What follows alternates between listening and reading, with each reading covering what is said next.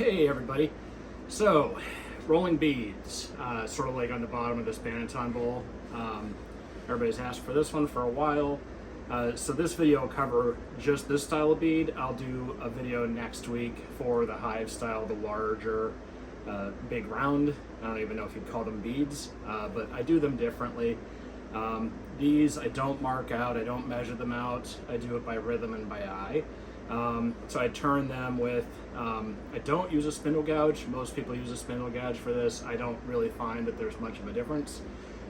This is a smaller gouge. I think that the angles are round. It's between 40 and 45 degrees. I feel like anything in between there works just fine. 40, 45 degrees. Once you get a little steeper than that, it becomes a little more difficult. But I'll try to go over the mechanics of it. I would say before I start, I'm using green wood. Obviously, if you're using a roughed out dried blank, you're going to want to round it out first. I don't do a lot of finish turning in dried wood for bowls. I'm mostly a grain to finish guy, unless it's a rough out, like I always say. The rough outs I sell to other wood turners. But I will say this, so even if you're not a green wood turner, I recommend, if you're going to try to do this, and you're going to really try to do it, get as much cheap, crappy green wood as you can. Don't buy wood, go to your local tree surgeon, stop at that neighbor that had the tree cut down, get yourself a bunch of smaller blanks. Don't do anything big and deep, but 9, 10 inches in diameter, maybe 12, and reasonably flat. It makes it a little bit easier to do more practice, especially if you don't have a curved tool rest. If you just have a straight tool rest, it'll be a little easier if you don't have some really deep bowl. But I think the most important thing is to think about when you're doing this, it's going to take some time. It's going to take practice. I'm going to show a little bit of the front end of the bowl gouge and how I hold with my hand, and then I'll back off and show the whole thing. But really, it's just going to be about repetition for most people. It's like at some point the mechanics of it will click and it becomes easy, or easier. I've done this a few thousand times, so for me, I don't really have to think very much. I just kind of go through the motions, so to speak. So I'm going to turn it in some cherry. I do recommend that the finish on the outside of the bowl that you're about to do beads on is reasonably smooth. It doesn't have to be perfect, but if it's kind of bumpy, it's going to throw off your gouge a little bit. It'll just make it that much more difficult to get the feel for it. So yeah, let's go through it. All right, so a couple things. So I generally just hold my gouge like this. I tend to put a lot of fingers and a lot of hand pressure here just to keep weight going down in the tool rest. It's not pushing the tool into the bowl, it's pushing onto the blank, or pushing onto the rest, sorry. So really rolling a bead is very simple. You're doing two things kind of at the same time. So you're gonna raise and lower to go in and out. At the same time, you're rotating the gouge.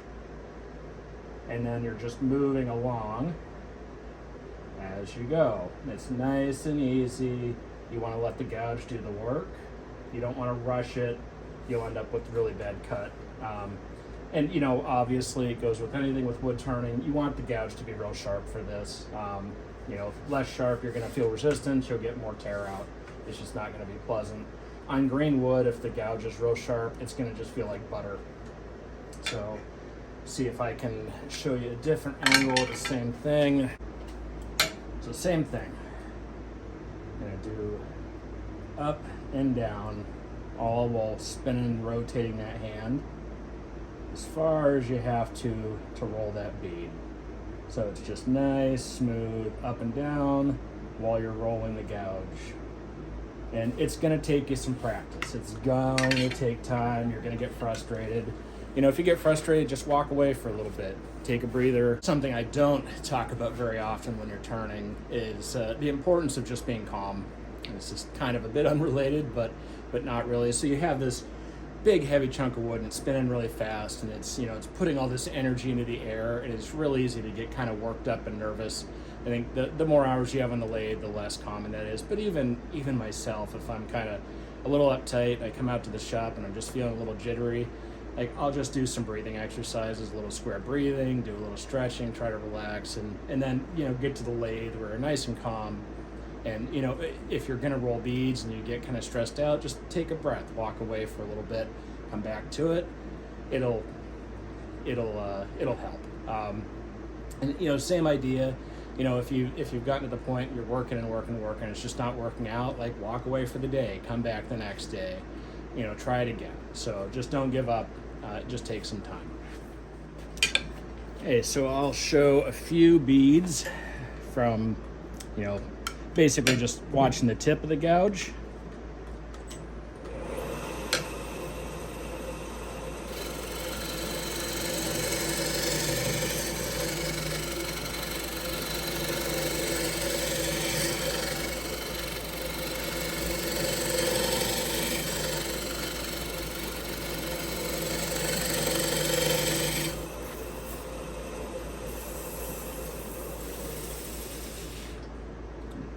Hopefully you can kind of see the nice, evenly spaced.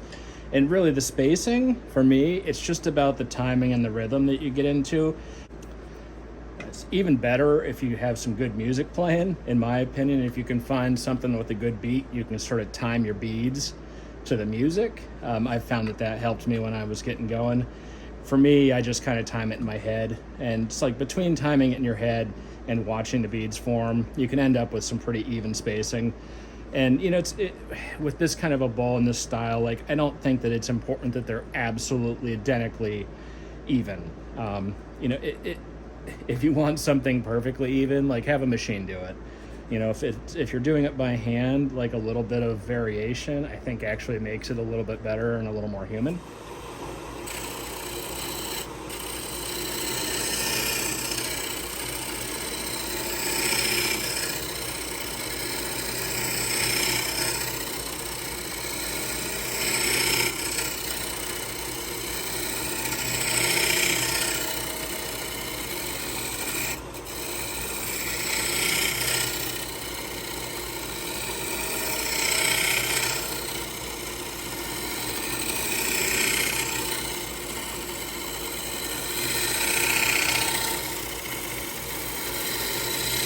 These next few, pay a little bit more attention to what my hand's doing as I'm rolling the hold hand. As I'm rolling the beads, it'll get you an idea of exactly the mechanics of what's going on as I'm rolling.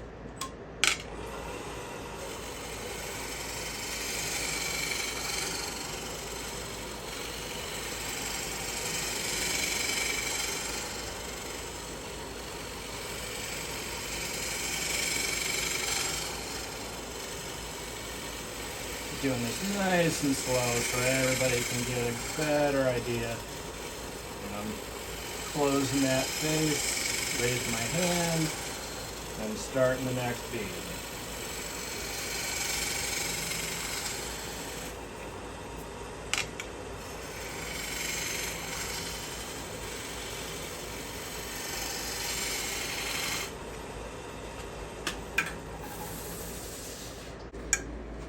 All right, so now that we've seen it a little bit further away and seen my hold hand, let's take a look at what the tip is doing here.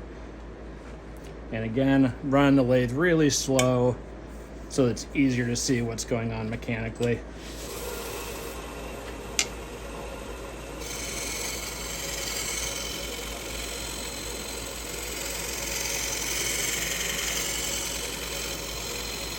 If the shavings would stay out of your way.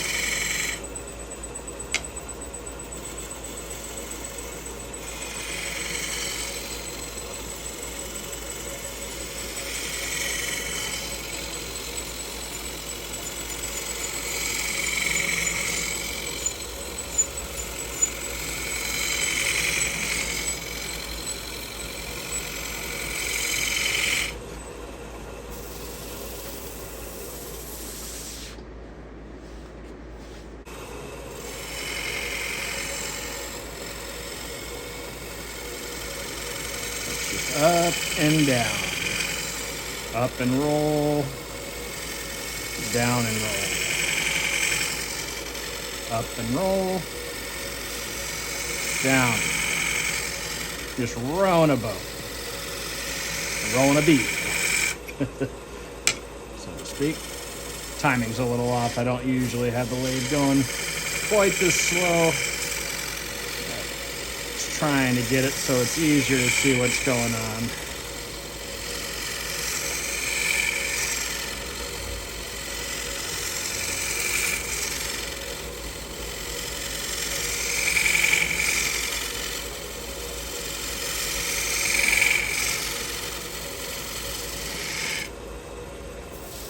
Goes. Nice, reasonably even beads. So at this point, it's like any other bowl. I flip it around, pour it out, turn the inside. I sand my green turnings about a day to 2 days after I turn them, depending on the time of the year and humidity. Once the surface of the wood dries enough, I can do a good sand. I generally go up to like 240 when it's green, and then wet the surface, raise the grain, and then I put the bowl away to dry. And then after it's completely dry, I'll pull it back out, do sort of a final sand to 320 and buff it, and knock that raised grain down. And then you could either leave these beads just as is, which they're perfect. There's basically no tear out. They feel really nice to the hand. Is an extra touch for just, I like a little extra texture. I throw it in my blast cabinet. I have a crushed glass media that I use that I love how it removes just the tiniest bit of wood, so that the summer growth rings that are a little softer, it removes those, just a tiny bit. You can't really feel it as much as you can see it, but anyhow, I hope that helps a little bit. I think this is one of those that it's just going to take time. Get yourself 10, 15, 20 blanks and set aside some time and just get after it. Get up there, try it again, and at some point it's going to click for you. It's really not that hard, and once it clicks, you'll sort of step back and wonder why it was such a struggle. It's just getting that rhythm and that motion with your wrist and the arm up and down. That sounds a little creepy. But anyhow, everybody, if you have any questions, put them in the comments. Happy to answer them for you. And if you're not subscribed already, please subscribe to the channel. Take care, everyone.